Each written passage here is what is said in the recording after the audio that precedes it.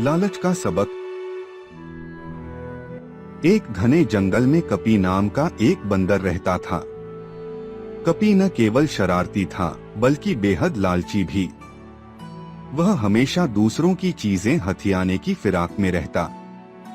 उसकी इस आदत के कारण जंगल के सभी जानवर उससे दूर ही रहते थे। एक दिन कपी घूमते घूमते एक गांव की ओर निकल पड़ा।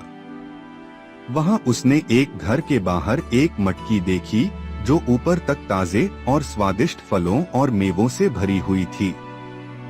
कपी के मुंह में पानी आ गया और उसकी आंखों में लालच चमकने लगी। बिना सोचे समझे उसने तुरंत मटकी में हाथ डाल दिया और जितने फल मेवे पकड़ सकता था उतने कसकर मुट्ठी में भर लिए। लेकिन जब उसने हाथ बाहर निकालने की कोशिश की तो मटकी के तंग मुंह में उसका हाथ फंस गया।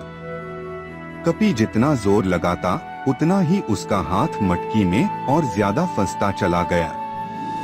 उसे समझ नहीं आ रहा था कि क्या करे। वह हाथ नहीं छोड़ सकता था क्योंकि सारे फल और मेवे उसके हाथ में थे और वह उन्हें किसी भी हालत में खोना नहीं चाहता था। तभी वहां से एक बूढ़ा और समझदार कछुआ गुजरा।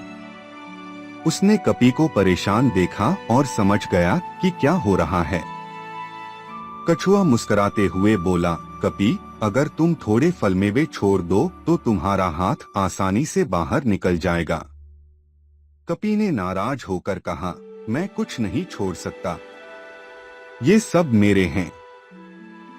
कछुआ हंसते हुए बोला, लालच हमेशा नुकसान कराता है। अगर तुम थोड़ा छोड़ोगे तो तुम्हें और भी ज्यादा मिलेगा। सोचो क्या जरूरी है, हाथ निकालना या सारी चीजें पकड़कर फंसे रहना। कपी ने थोड़ी देर सोचा, फिर धीरे धीरे कुछ मेवे छोड़ दिए।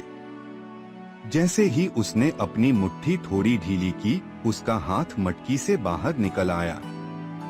उसने राहत की सांस ली और समझ गया कि उसके लालच ने उसे फंसा दिया था। उस दिन कपी ने एक महत्वपूर्ण सीख ली।